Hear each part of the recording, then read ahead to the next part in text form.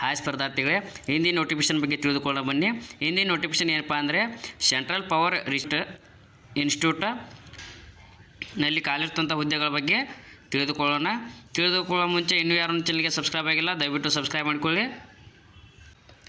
CPRI ನಲ್ಲಿ ಖಾಲಿರ್ತಂಥ ಹುದ್ದೆಗಳು ಯಾವ್ಯಾವ ಅದಾವೆ ಮತ್ತು ಯಾವ ರೀತಿ ಅದಾವ ಮತ್ತು ಕ್ವಾಲಿಫಿಕೇಷನ್ ಯಾವ ರೀತಿ ಆಗಿರಬೇಕು ಮತ್ತು ನೋಡೋಣ. ಈಗ ಮೊದಲನೇದಾಗಿ name of the post category wise ನೋಡೋಣ. ಮೊದಲನೇದಾಗಿ 1ನೇ post scientific assistant 7 vacancy UR ಕ್ಯಾಂಡಿಡೇಟಿಗಿದ್ದರೆ, 5 ವೇಕೆನ್ಸಿ EWS ಕ್ಯಾಂಡಿಡೇಟಿಗಿದೆ.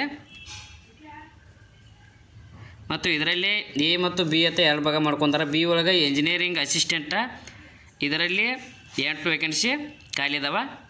ಇನ್ನು 2ನೇದಾಗಿ ನೋಡೋದಾದರೆ technician general 1 including 1 post reserve ECM. ಇದು UR ಕ್ಯಾಂಡಿಡೇಟ್ಗೆ 4 ಪೋಸ್ಟ್ ಖಾಲಿ ಇದ್ದರೆ, OBC ಕ್ಯಾಂಡಿಡೇಟ್ಗೆ 2 ಪೋಸ್ಟ್ ಖಾಲಿ ಇದಾವೆ. ಟೋಟಲಿ 6 ಪೋಸ್ಟ್ ಖಾಲಿ ಇದಾವೆ ಇದರಲ್ಲಿ. ಇನ್ನು 3ನೇದಾಗಿ ನೋಡೋದಾದರೆ junior Hindi translator 1 vacancy UR ಕ್ಯಾಂಡಿಡೇಟಿಗಿದ್ದರೆ 1 ವೇಕೆನ್ಸಿ ಖಾಲಿ ಇದೆ. ಇನ್ನು 4ನೇದಾಗಿ ನೋಡ್ರಿ ಅಸಿಸ್ಟೆಂಟ್ ಜನರಲ್ 11 ಪೋಸ್ಟ UR ಕ್ಯಾಂಡಿಡೇಟಿಗಿದ್ದರೆ 1 ಪೋಸ್ಟ SC, 2 ಪೋಸ್ಟ ST ಮತ್ತು OBC ಕ್ಯಾಂಡಿಡೇಟ್ಗೆ 2 ಪೋಸ್ಟ್ ಖಾಲಿ ಇದಾವೆ. ಇನ್ನು EWS ಕ್ಯಾಂಡಿಡೇಟ್ಗೆ ನೋಡೋದಾದರೆ 7 ಪೋಸ್ಟ್ ಖಾಲಿ ಇದ್ದು ಟೋಟಲಿ 23 ಪೋಸ್ಟ ಅಸಿಸ್ಟೆಂಟ್ ಜನರಲ್ 2 ಖಾಲಿ ಇದೆ. ಇನ್ನು 5ನೇದಾಗಿ ನೋಡೋದಾದರೆ ಅಸಿಸ್ಟೆಂಟ್ ಲೈಬ್ರರಿಯನ್ UR ಕ್ಯಾಂಡಿಡೇಟ್ಗೆ 1 ಪೋಸ್ಟ್ ಖಾಲಿ ಇದ್ದರೆ, SCಗೆ 1 ಪೋಸ್ಟ್ ಖಾಲಿ ಇದೆ. ಟೋಟಲಾಗಿ 2 ಪೋಸ್ಟ ಖಾಲಿ ಇದಾವೆ. ಇನ್ನು ಟೋಟಲ್ ವೇಕೆನ್ಸಿ ಬಂದುಬಿಟ್ಟು 44 ವೇಕೆನ್ಸಿ CPRIನಲ್ಲಿ ಖಾಲಿ ಇರ್ತವೆ. ಮತ್ತು ನಾವು ಈ ಹುದ್ದೆಗೆ ಅಪ್ಲಿಕೇಶನನ್ನು ಹಾಕಬೇಕಾದರೆ ಯಾವ ರೀತಿ ಕ್ವಾಲಿಫಿಕೇಷನ್ ಆಗಿರಬೇಕು ಮತ್ತು ಏಜ್ ಲಿಮಿಟ್ ಯಾವ ರೀತಿ ಇತ್ತು ಅಂತ ನೋಡೋಣ. ಈಗ ಮೊದಲನೇದಾಗಿ 1A ಒಳಗೆ assistant scientist first class BSc in chemistry from recognised ಯೂನಿವರ್ಸಿಟಿಯಲ್ಲಿ ಅಭ್ಯರ್ಥಿ ಪಾಸ್ ಆಗಿರಬೇಕು ಮತ್ತು 5 ವರ್ಷ ವರ್ಕ್ ಎಕ್ಸ್ಪೀರಿಯನ್ಸನ್ನು ಅಭ್ಯರ್ಥಿ ಹೊಂದಿರಬೇಕಾಗ್ತದೆ. ಇನ್ನು ಏಜ್ ಲಿಮಿಟ್ ಬಂದುಬಿಟ್ಟು 35 ವರ್ಷದ ಒಳಗಿನ ಅಭ್ಯರ್ಥಿ ಈ ಹುದ್ದೆಗೆ ಅಪ್ಲಿಕೇಶನನ್ನು ಹಾಕ್ಬೋದು.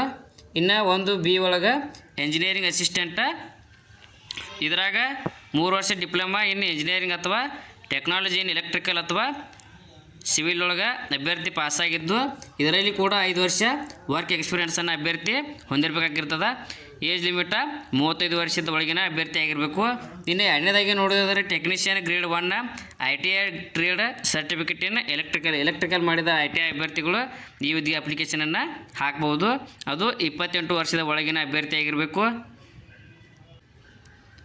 ಇನ್ನು 3ನೇದಾಗಿ ನೋಡೋದಾದರೆ ಜೂನಿಯರ್ ಹಿಂದಿ ಟ್ರಾನ್ಸ್ಲೇಟರ, ಇದು degree of recognised university with Hindi ಮತ್ತು ಇಂಗ್ಲೀಷ್ ಆ್ಯಸ್ ಎಲೆಕ್ಟಿವ್ ಸಬ್ಜೆಕ್ಟಾಗಿ ಅಭ್ಯರ್ಥಿ ತೆಗೆದುಕೊಂಡು ಪಾಸಾಗಿದ್ದು, ಏಜ್ ಲಿಮಿಟ್ ಬಂದುಬಿಟ್ಟು 30 ವರ್ಷದ ಒಳಗಿನ ಅಭ್ಯರ್ಥಿ ಆಗಿರಬೇಕು.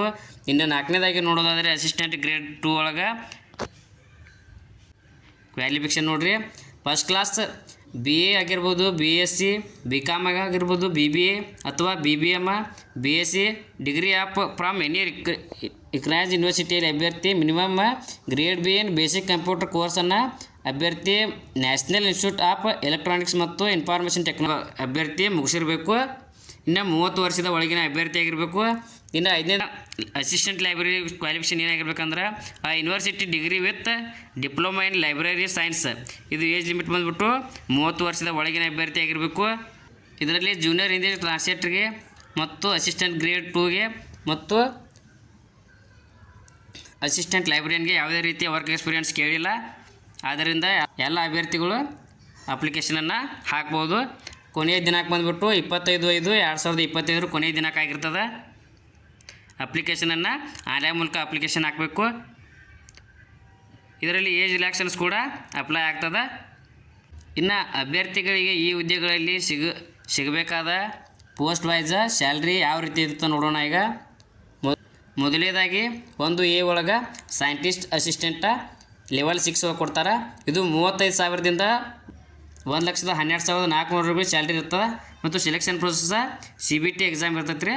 ಇನ್ನು 1B ಒಳಗೆ ಇಂಜಿನಿಯರಿಂಗ್ ಅಸಿಸ್ಟೆಂಟ, ಇದು ಕೂಡ ಸೇಮ್ ಆಗಿರ್ತದೆ 35,400ರಿಂದ 1,12,400 ಅಭ್ಯರ್ಥಿಗೆ ಸ್ಯಾಲ್ರಿ ಇರುತ್ತೆ. ಇದು ಸೆಲೆಕ್ಷನ್ ಪ್ರೊಸೆಸ್ CBT ಎಕ್ಸಾಮ್ ಆಗಿರ್ತದೆ. CBT ಅಂದರೆ ಕಂಪ್ಯೂಟರ್ ಬೇಸ್ಡ್ ಟೆಸ್ಟ್ ಆಗಿರ್ತದೆ. ಇನ್ನು 2ನೇದಾಗಿ ನೋಡಿದರೆ ಟೆಕ್ನಿಷಿಯನ್ ಜನರಲ್ 1 ಒಳಗೆ 19,900ರಿಂದ 63,200ವರೆಗೂ ಸ್ಯಾಲ್ರಿ ಇರುತ್ತೆ. ಇದು ಸೆಲೆಕ್ಷನ್ ಪ್ರೊಸೆಸ್ ಕೂಡ ಕಂಪ್ಯೂಟರ್ ಬೇಸ್ಡ್ ಎಕ್ಸಾಮ್ ಆಗಿರ್ತದೆ. ಇನ್ನು ಮೂರನೇದಾಗಿ ನೋಡೋದಾದರೆ ಜೂನಿಯರ್ ಹಿಂದಿ ಟ್ರಾನ್ಸ್ಲೇಟರ್, ಇದಕ್ಕೂ ಕೂಡ 35,400ರಿಂದ 1,12,400ವರೆಗೂ ಸ್ಯಾಲ್ರಿ ಇರ್ತದೆ. ಸೆಲೆಕ್ಷನ್ ಪ್ರೊಸೆಸ್ CBT ಎಕ್ಸಾಮ್ ಆಗಿರ್ತದೆ. ಇನ್ನು ನಾಲ್ಕನೇದಾಗಿ ಅಸಿಸ್ಟೆಂಟ್ ಜನರಲ್ 2 ಒಳಗೆ ಇದು ಲೆವೆಲ್ 4 ಕೊಡ್ತಾರೆ ಸ್ಯಾಲ್ರಿ. ಇದು ಸ್ಯಾಲ್ರಿ ಬಂದುಬಿಟ್ಟು 25,500ರಿಂದ 81,100ವರೆಗೂ ಸ್ಯಾಲ್ರಿ ಇರುತ್ತೆ. ಇದು ಸೆಲೆಕ್ಷನ್ ಪ್ರೊಸೆಸ್ ಯಾವ ರೀತಿ ಅಂದ್ರೆ ಕಂಪ್ಯೂಟರ್ ಬೇಸ್ಡ್ ಎಕ್ಸಾಮ್ ಟೈಪ್ ಇರ್ತದೆ. ಇನ್ನು ಐದನೇದಾಗಿ ನೋಡೋದಾದರೆ ಅಸಿಸ್ಟೆಂಟ್ ಲೈಬ್ರರಿಗೆ, ಇದು ಕೂಡ 25,500ರಿಂದ 81,100ವರೆಗೂ ಸ್ಯಾಲ್ರಿ ಇರುತ್ತೆ. ಸೆಲೆಕ್ಷನ್ ಪ್ರೊಸೆಸ್ CBT ಎಕ್ಸಾಮಿಂದ ಸೆಲೆಕ್ಟ್ ಮಾಡ್ಕೋತಾರೆ. ನೋಡಿರಿ, ಅಪ್ಲಿಕೇಶನ್ ಈಗಾಗಲೇ ಸ್ಟಾರ್ಟ್ ಆಗಿದ್ದು ಕೊನೆಯ ದಿನಕ್ಕೆ ಬಂದುಬಿಟ್ಟು 25/5/2025ವರೆಗೂ ನಿಮ್ಗೆ ಅಪ್ಲಿಕೇಶನ್ ಹಾಕೋಕ್ಕೆ ಅವಕಾಶ ಇರ್ತದೆ. ಅಪ್ಲಿಕೇಶನ್ನ ನೀವು ಆನ್ಲೈನ್ ಮೂಲಕ ಅಪ್ಲಿಕೇಶನ್ ಹಾಕಬೇಕು.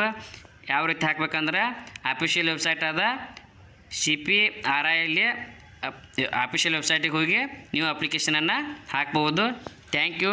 ಇನ್ನೂ ಯಾರು ಚಾನಲ್ಗೆ ಸಬ್ಸ್ಕ್ರೈಬ್ ಆಗಿಲ್ಲ, ದಯವಿಟ್ಟು ಸಬ್ಸ್ಕ್ರೈಬ್ ಮಾಡ್ಕೊಳ್ಳಿ. ಮುಂದೆ ಯಾವುದೇ ಜಾಬ್ ನೋಟಿಫಿಕೇಷನ್ ಬಗ್ಗೆ ನಾನು ಹೇಳಿದಾಗ ನಿಮಗೂ ತಿಳಿದು ಬರ್ತದೆ.